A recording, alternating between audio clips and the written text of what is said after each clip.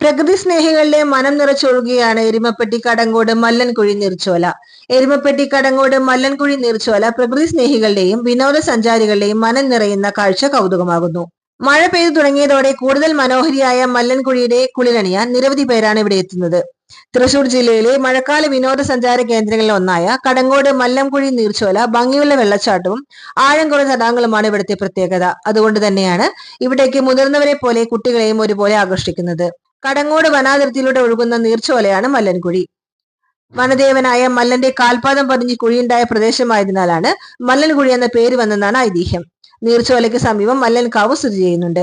മഴക്കാലമായാൽ തെളിനീരുമായി നിറഞ്ഞൊഴുകുന്ന മല്ലൻകുഴി പ്രകൃതി സ്നേഹികളുടെ മനസ്സിനെ കുളിർമയേകുന്ന കാഴ്ചയാണ്. ആഴം കുറഞ്ഞ ജലാശയങ്ങളും അപകട സാധ്യത കുറവുള്ള ചെറു വെള്ളച്ചാട്ടങ്ങളുമാണ് മല്ലൻകുഴിയുടെ പ്രത്യേകത. അതുകൊണ്ട് തന്നെ കുട്ടികൾക്കും മുതിർന്നവർക്കും ഒരുപോലെ ഉല്ലസിക്കാം.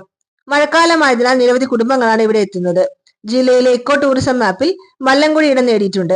അതിനാൽ ഗ്രാമീണ ടൂറിസം ലക്ഷ്യമിട്ട് കടങ്ങോട് ഗ്രാമപഞ്ചായത്ത് മല്ലൻകുഴി നീർത്തട പദ്ധതിക്ക് രൂപം നൽകിയിട്ടുണ്ട്. വേനൽക്കാലത്ത് മല്ലൻകുഴി വറ്റിവരളും. മഴക്കാലത്ത് വെള്ളം തടഞ്ഞു നിർത്താൻ സംവിധാനമില്ലാത്തതിനാലാണ് വരൾച്ചയിടയാകുന്നത്. ഇത് പരിഹരിക്കുന്നതിന് വേണ്ടിയാണ് ഫൈബർ റീഇൻഫോഴ്സ് പ്ലാസ്റ്റിക് ഉപയോഗിച്ചുകൊണ്ടുള്ള ചീർപ്പുകളോടുകൂടിയുള്ള തടയണ നിർമ്മിക്കാൻ പദ്ധതി തയ്യാറാക്കിയിരിക്കുന്നത്.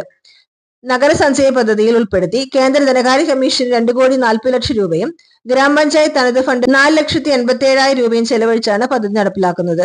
പദ്ധതി യാഥാർത്ഥ്യമായാൽ കൂടുതൽ വിനോദസഞ്ചാരികളെ ഇവിടേക്ക് ആകർഷിക്കാൻ കഴിയും. നിലവിൽ മഴക്കാലത്ത് മാത്രമാണ് മല്ലൻകുഴിയിലേക്ക് വിനോദസഞ്ചാരികൾ എത്തുന്നത്.